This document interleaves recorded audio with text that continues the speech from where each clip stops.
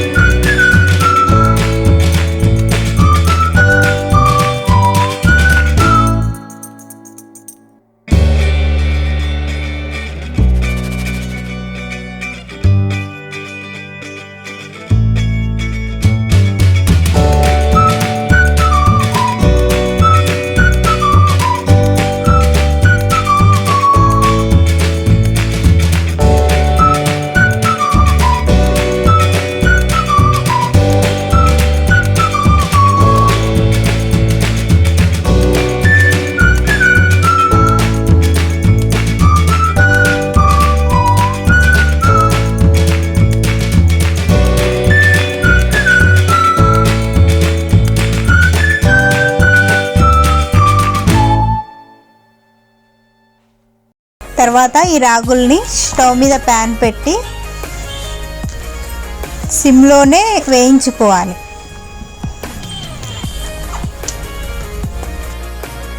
One year దాటిన పిల్లలకైతే నెయ్యి వేసి వేయించండి. ఇలా 6 months బేబీస్కి అయితే నెయ్యి అరగదు కాబట్టి నేను నెయ్యి వేయకుండా వేయించుతున్నాను.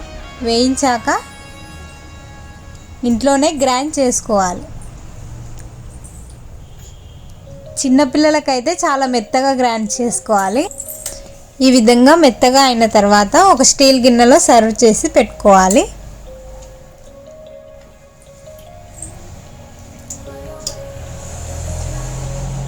ఇప్పుడు తయారీ విధానం చూద్దాం. స్టవ్ మీద ఒక స్టీల్ గిన్నె పెట్టి స్టవ్ ఆన్ చేసి అందులో ఒక గ్లాస్ వాటర్ని యాడ్ చేస్తున్నాను.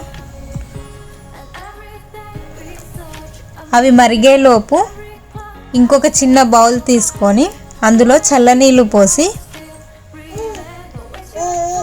1 or 2 tablespoons రాగి పౌడర్ని యాడ్ చేస్తున్నాను.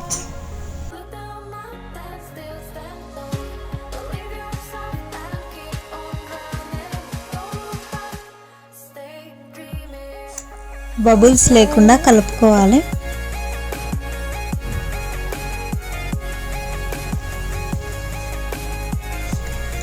ఇలా మరుగుతున్న నీటిలో పిల్లలు తీపిని ఇష్టపడతారు కాబట్టి కొంచెం బెల్లాన్ని యాడ్ చేస్తున్నాను.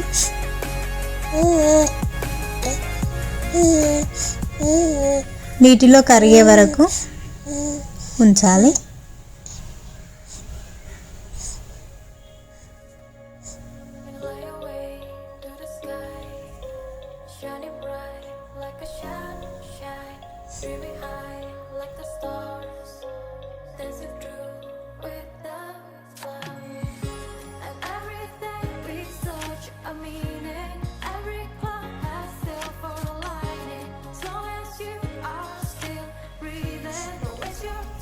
బెల్లం అంతా కరిగిపోయింది.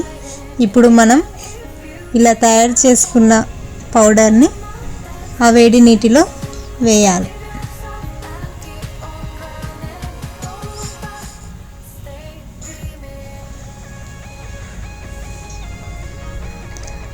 అడుగు పట్టకుండా కలుపుతూ ఉండాలి.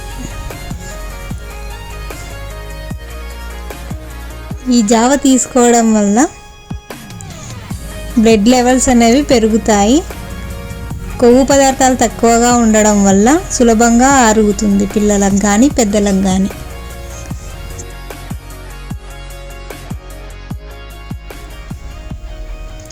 ఎండాకాలం తీసుకుంటే చలువగా ఉంటుంది. ఇందులో పెరుగు కలుపుకొని కూడా తీసుకుంటారు ఎండాకాలంలో అయితే.